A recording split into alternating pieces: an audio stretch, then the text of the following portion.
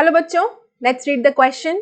The question says give arguments to support or oppose the following assertions. यानी ये जो नीचे दी गई हुई स्टेटमेंट्स हैं, इनको आपको आर्ग्यूमेंट्स देने हैं कि अगर आप इन स्टेटमेंट से सहमत है तो सपोर्ट करिए, तो आर्ग्यूमेंट उसका दीजिए कि क्यों आप इसे सपोर्ट कर रहे हैं, और अगर इसके आप इन स्टेटमेंट को अगर आप अपोज करते हैं तो उसका भी रीजन लॉजिक दीजिए कि आप इस स्टेटमेंट को क्यों अपोज कर रहे हैं. तो पहला स्टेटमेंट है industrialized countries can afford democracy but the poor need dictatorship to become rich. यानी पहला स्टेटमेंट ये कह रहा है कि जो इंडस्ट्रियलाइज कंट्रीज हैं वो डेमोक्रेसी को अफोर्ड कर सकती हैं, लेकिन जो पुअर कंट्रीज हैं उनको ग्रो करने के लिए, उनको रिच बनने के लिए, अमीर बनने के लिए डिक्टेटरशिप की जरूरत है. सो आंसर पे आते हैं. So this argument is wrong. ये कहना कि अमीर देश को, इंडस्ट्रियलाइज कंट्री को डेमोक्रेसी अफोर्ड करना चाहिए, वेराज किसी गरीब देश को रिच बनने के लिए, अमीर बनने के लिए डिक्टेटरशिप का सहारा लेना चाहिए, ये स्टेटमेंट गलत है. Form of government is not the only criteria for the economic development of a country. यानी किसी भी देश के विकास के लिए, आर्थिक विकास के लिए, इकोनॉमिक डेवलपमेंट के लिए सिर्फ किसी भी फॉर्म ऑफ गवर्नमेंट, चाहे जैसी भी गवर्नमेंट हो, जिस भी फॉर्म की गवर्नमेंट हो, सिर्फ यही एक रिस्पॉन्सिबल नहीं है, सिर्फ यही एक क्राइटेरिया नहीं है कि किसी भी कंट्री का हम इकोनॉमिक डेवलपमेंट कर सकें, बल्कि several other factors like population, इन और दूसरे फैक्टर्स भी हैं और दूसरे रीजंस भी हैं जो कि डिपेंड करता है कि एक कंट्री की इकोनॉमिक डेवलपमेंट कैसी होगी. जैसे कि हो गया पॉपुलेशन, यानी उसकी जनसंख्या कितनी है, ग्लोबल सिचुएशन, यानी वो दुनिया में उसकी जगह कहाँ है, क्या उनकी लोकेशन है उस कंट्री की, economic policies of the government, और इस चीज पे भी डिपेंड करती है इकोनॉमिक डेवलपमेंट किसी भी कंट्री की, कि वहां की जो सरकार है उस सरकार ने इकोनॉमिक डेवलपमेंट के लिए कौन सी पॉलिसीज को प्रायोरिटी दी है, यानी लिस्ट में सबसे ऊपर रखा है, एक्सेट्रा ऑल्सो इफेक्टेड. यानी इन चीजों का भी फर्क पड़ता है इकोनॉमिक डेवलपमेंट में. Moreover, the difference is quite negligible between democracies and dictatorships in terms of economic growth.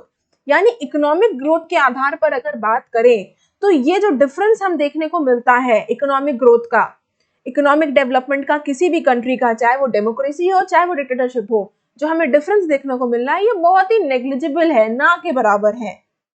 In between 1915 से लेकर 2000, यानी 1950 से लेकर 2000 के बीच में the difference in economic growth rate between poor countries under democracy 4.28 and poor countries under dictatorship 4.34 proves this fact. यानी ये जो फैक्ट है कि ये जो डिफरेंस हमें देखने को मिल रहा है, चाहे वो democratic form of government country हो चाहे डिक्टेटरशिप हो, इकोनॉमिक ग्रोथ की बात कर रहे हैं हम, तो इसमें हमें जो डिफरेंस देखने को मिल रहा है वो बहुत ना के बराबर है. क्यों? क्योंकि 1950 से लेकर 2000 के बीच में हम क्या देख रहे हैं कि जो पुअर कंट्रीज हैं डेमोक्रेसी के अंदर, उनका इकोनॉमिक ग्रोथ रेट कितना है, 4.28, वेराज जो पुअर कंट्रीज हैं डिक्टेटरशिप के अंदर, उनका इकोनॉमिक ग्रोथ रेट कितना है, 4.34. तो माइनर सा ही डिफरेंस है, ना के बराबर है. ये 4.28 है, ये 4.34 है. Democracy not only provides equality to the poor people. Democracy क्या करती है, सिर्फ इतना ही नहीं करती कि जो है इक्वालिटी की बात करे वो गरीब लोगों की, but also ensures their economic welfare and upliftment.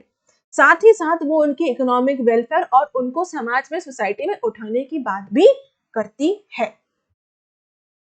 Next statement पर आते हैं. सेकंड स्टेटमेंट कह रहा है democracy can't reduce economic inequality of incomes between different citizens. यानी जो अलग अलग डिफरेंट सिटीजन्स हैं, डिफरेंट ग्रुप्स हैं सोसाइटी के, डेमोक्रेसी जो है इनके बीच में इनइक्वालिटी, इकोनॉमिक इनइक्वालिटी नहीं कम कर सकती. स्टेटमेंट ये कह रहा है. So the answer is this statement is wrong. ये कहना कि डेमोक्रेसी जो है वो इकोनॉमिक इनइक्वालिटी को लोगों के बीच में कम नहीं कर सकती, ये कहना गलत है. क्यों?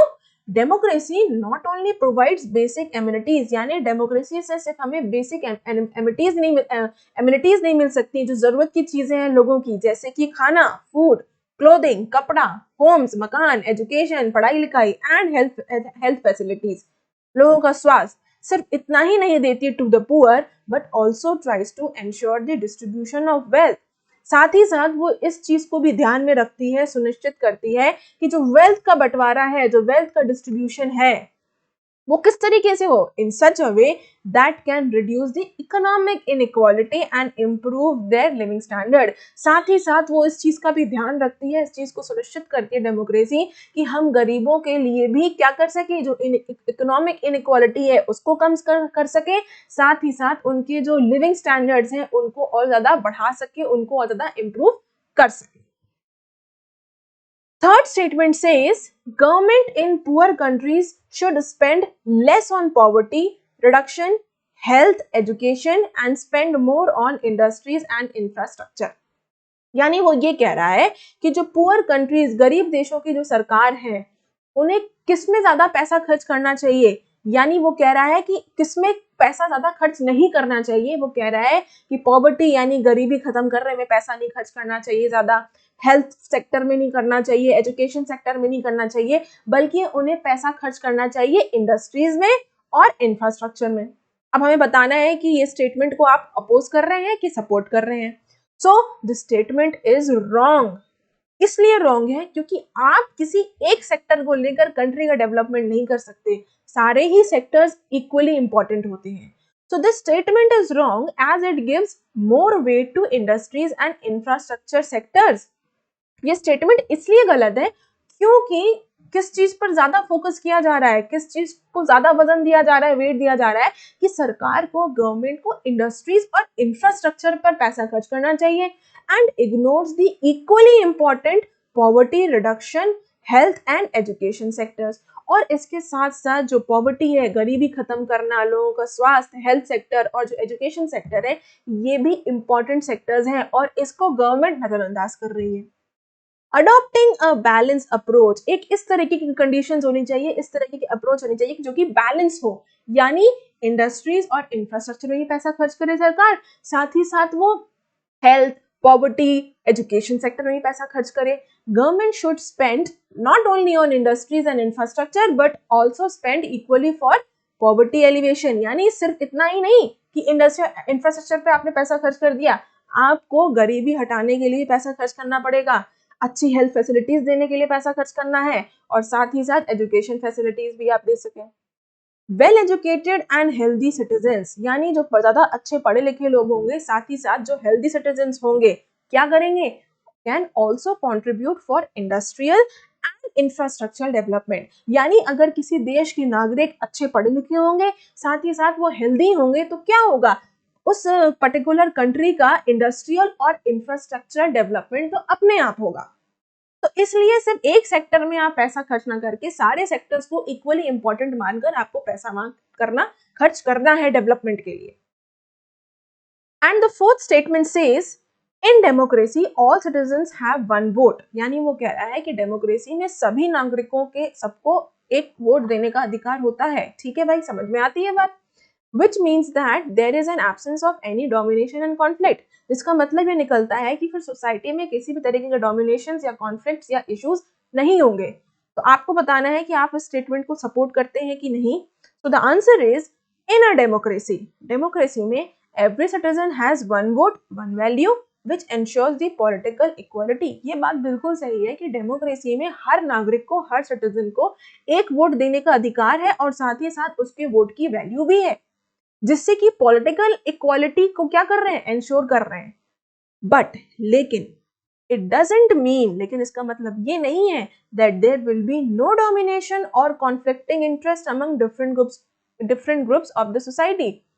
लेकिन इसका मतलब ये नहीं है कि सोसाइटी में जो अलग अलग लोग रह रहे हैं, अलग अलग जो ग्रुप्स रह रहे हैं, उनके बीच में कोई कॉन्फ्लिक्ट नहीं होगा, कोई इशू नहीं होगा। डेमोक्रेसी क्या करती है, democracy usually develop a procedure, इस तरीके का प्रोसीजर डेवलप करती है to conduct the competitions of various social divisions. यानी डेमोक्रेसी क्या करती है, इस तरीके का प्रोसीजर डेवलप करती है कि जो लोगों के बीच में जो सोशल डिविजन्स हैं, जो कंपटीशन है, उसको क्या कर सके, which reduce the possibility of any tension becoming explosive and violent।